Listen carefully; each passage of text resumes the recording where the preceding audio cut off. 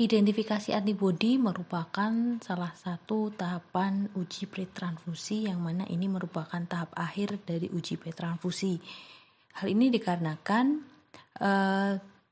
pada identifikasi antibodi dimaksudkan untuk mencari tahu antibodi apa yang bermakna klinis ketika terjadi transfusi seperti itu. Nah, ini merupakan antigram atau lembar kerja yang digunakan untuk identifikasi antibodi. Pada antigram ini ada beberapa golongan darah yang diujikan, yaitu RH, KELT, Davy, KIT, Lewis, P, MNS, Lutheran, dan G. Yang mana masing-masing golongan darah memiliki antigen yang sangat bervariasi. Bisa dilihat variasi antigen yang ada di dalamnya.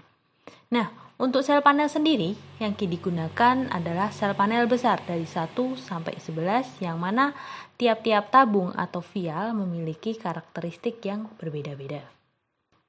Nih, jadi sel panel 1, 2, 3, 4, 5 atau nomor yang ada di sini menunjukkan vial yang berbeda dan ini adalah kode produksinya.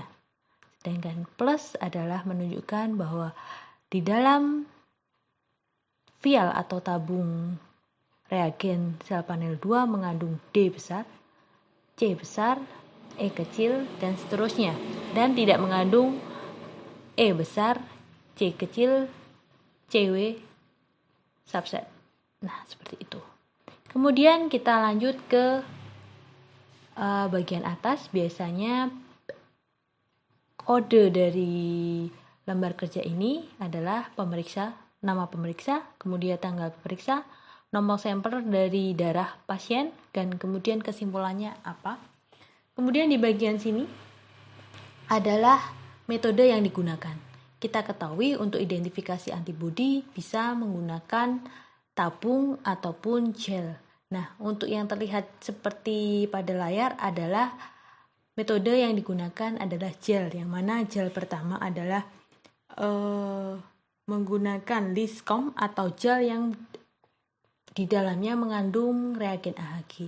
Kemudian yang selanjutnya ini adalah gel card yang di dalamnya mengandung enzim dan ini ketika diinkubasi pada suhu 4 derajat Celcius. Nah, ini adalah keterangan tambahan ketika kita menambahkan atau ingin mencatat sesuatu.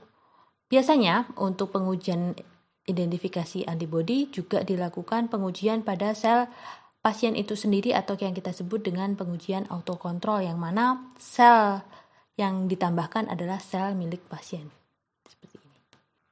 Namun, hal ini berbeda pada identifikasi antibodi menggunakan metode tabung, yang mana tahapan-tahapan yang digunakan adalah fase-fase pada metode tabung, yaitu immediate spin atau IS pada suhu ruang, kemudian inkubasi 37 derajat, dan penambahan anti-human globulin atau AHG, yang mana ketika pada fase tiap-tiap fase itu menunjukkan hasil negatif, maka harus divalidasi menggunakan CCC. Seperti itu.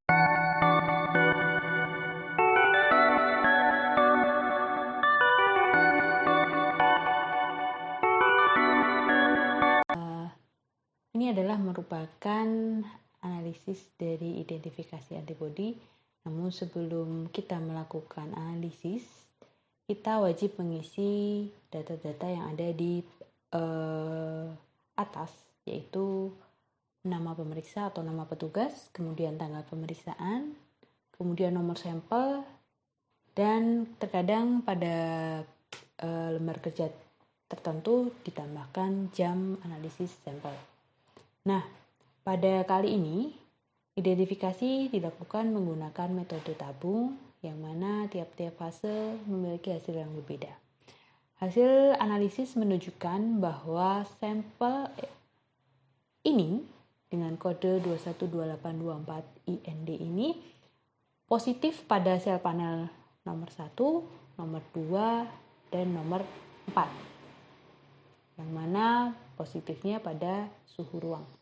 Selanjutnya, untuk uji identifikasi menggunakan sel panel ketika pada fase AHG hasilnya negatif, maka harus ada validasi menggunakan CCC, sehingga tiap pengujian divalidasi menggunakan CCC. Lalu bagaimana cara menganalisis hasil identifikasi pada contoh ini? Nah, adalah kita tandai dulu sel panel yang menunjukkan hasil positif, yang mana pada contoh ini adalah sel panel nomor 1, 2, dan nomor 4. Maka kita tandai dulu menggunakan marker atau stabilo. Setelah itu baru sel panel yang memiliki positif selain pada daerah atau sel panel yang kita tandai, kita lakukan pencoretan. Jadi kita coret dulu seperti ini, dan ini akan kita coret juga pada sel panel yang lain. Seperti ini, lanjut hingga semua sel panel kita lakukan pencoretan. Tanda positif selain pada bagian yang kita tandai. Dan ini kita lakukan secara berurutan sehingga tidak terjadi terlewat bagian positif yang harus kita hapus. Seperti itu hingga ke semua bagian positif kita tandai, kita lakukan pencoretan. Nah, selanjutnya ketika semua bagian yang positif kita lakukan pencoretan, kita lihat dari bagian atas ke bawah, bagian mana atau pada antigen mana yang tidak dicoret sama sekali. Nah, ini ada dua, yaitu bagian C besar dan C subset W. Nah, ini menunjukkan bahwa ada dua kemungkinan. Namun ketika kita cek lebih lanjut, ternyata pada C subset W, pada sel panel kedua dia negatif, namun pada sampel kita adalah positif, berarti ini tidak cocok. Begitu juga dengan sel panel dengan kode 4, seperti itu. Nah, simpulkan bahwa sampel kita adalah mengandung antibodi C besar, sehingga dalam analisis hasil kita menulisnya seperti ini, bahwa kesimpulan sampel dari pasien ini mengandung antibodi C besar atau anti-C. Demikian penjelasan tentang analisis hasil identifikasi antibodi. Apabila ada pertanyaan, silahkan di kolom komentar. Terima kasih. Maka dapat